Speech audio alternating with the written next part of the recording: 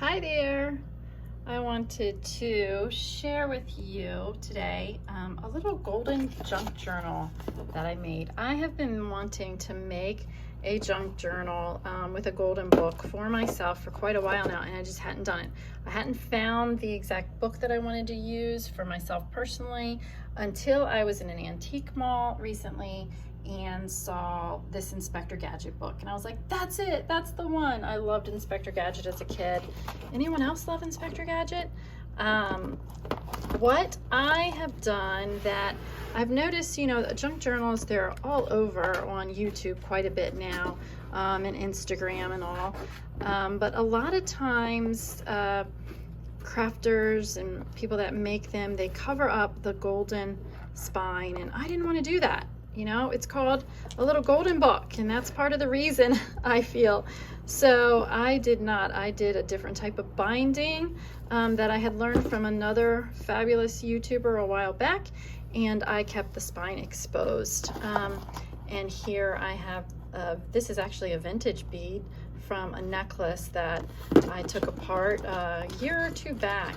And then I have some other fun beads on here, but let's take a look at what I did here, and this again is for myself. I'm very excited to use it.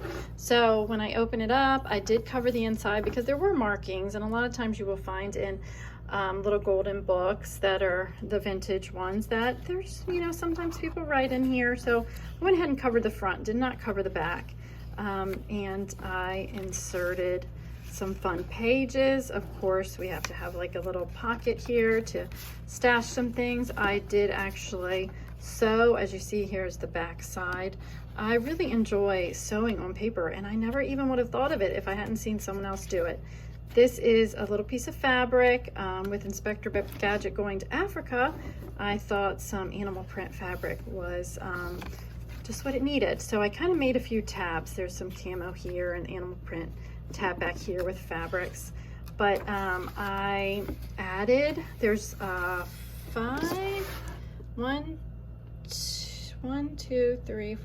signatures in here, and the book is actually in here, and it's in order, and I like to keep it in order if I can. I did stick Charlie Brown here. This is from a Christmas card. Charlie Brown, it's quite fitting for if you're a child of the 80s and well, even kids today. So I put that in there, and some scrapbooking paper that I can journal on. This is a little slide-in pocket here. I sewed that, stitched it pretty quick and easy, and then here starts part of the book. So when you do the junk journal the way I did, you actually kind of easily remove the 2 original signatures in the book. But when you do that and you keep the spine, which I'm sure is why a lot get rid of the original golden part of the spine, it makes these pages stick out. They're a little too wide. So no big deal. I saw someone else do this. You just fold it over. That way you're still keeping the integrity of all the pages intact. Another little pocket and some washi tape, plenty of, I don't overdo it in my journals. I like to keep plenty of areas to actually journal. So here's another part of the book. Just, and I love the story. I had to read it with my daughter before I did this. And, I took an envelope here and stuck another little Charlie Brown thing in here, and just a little, I love green tea, so that was from my little box of green tea, and another little area to just write on. See here, this is the back side, another page. It's such a fun story. I loved all these little detectives. So Pink Panther, that was another fave of mine as a kid. I stuck a portion of a lunch bag in here. It was already kind of bent like this when I cut it, and it worked perfectly. Another area to journal. This is actually a card I stuck in here from a friend who's just a blessing to our family, and I love the front of this, and I wanted to keep that. This page I actually just folded in half completely. Little stickers. A lot of my things are from Hobby Lobby. Another page here. And again, some more little stitching and fabric. I liked this elephant fabric. This actually came from a shirt that I found at a thrift store, and I just cut it up. I bought it deliberately for the fabric because it's just fun. So elephants, that was quite fitting. Another little tuck spot. Fun little cassette scrapbooking paper. I thought that was fitting with the 80s and 90s kind of theme here. I really like pineapples. This is a card I've had for quite a while that I haven't written in. So I thought I'd stick it here and use it myself. It's an additional journaling area. This is from a magazine that I had, and I just cut that out. Lunch bag, just stuck that in. My daughter has these really fun stickers she got from church, so she had given me one. I was like, oh, I want to keep that. Just more pages. Another area to just kind of flip up and maybe write something you don't want completely exposed there when you're flipping through.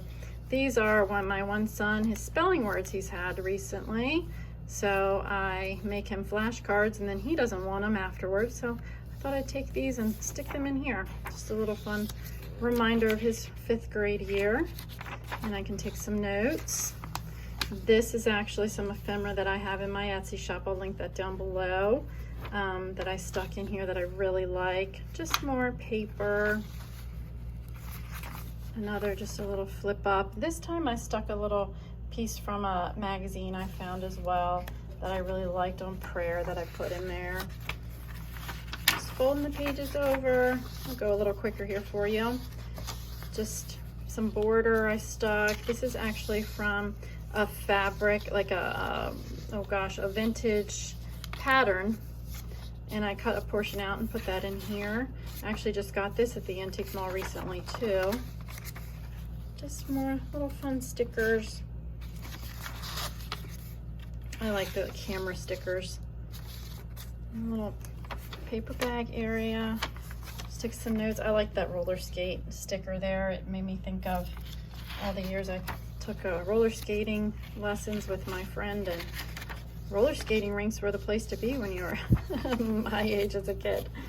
Another little fabric thing here, and I actually just went ahead and sewed right over that. Otherwise you could have taken that out and written on the back. I like this pretzel paper. I thought that was fun.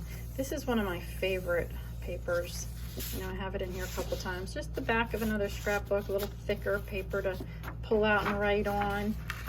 I like this guy. I took this off my kid's yogurt container, a little cardboard. He's from the movie Up. He's just so cute.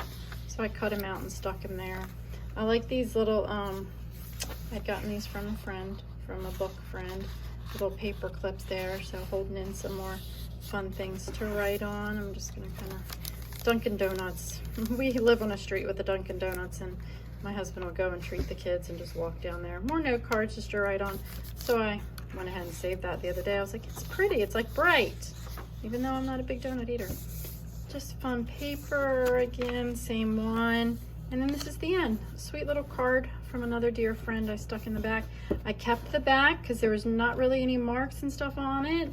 And again, I wanted to kind of keep as much of the integrity of the book that I could. And very easy. The thing about these signatures, you can kind of get really close up. The signatures I sewed together, individual signatures, but you can slide them in and out. So you can actually technically add some paper in here if you wanted to. And there's a whole binding technique on YouTube to do that. And then recently I made some fun ephemera from another cartoon that was just a favorite.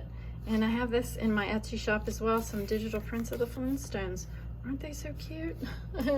So just a fun way to add some things in your journal that just kind of, for me, I'm looking forward to this, just kind of little flashback of my own childhood while I'm writing about things going on today. Okay, I hope you guys enjoyed a little peek inside of my first Golden Book junk journal. Have a wonderful, wonderful, blessed day. Bye.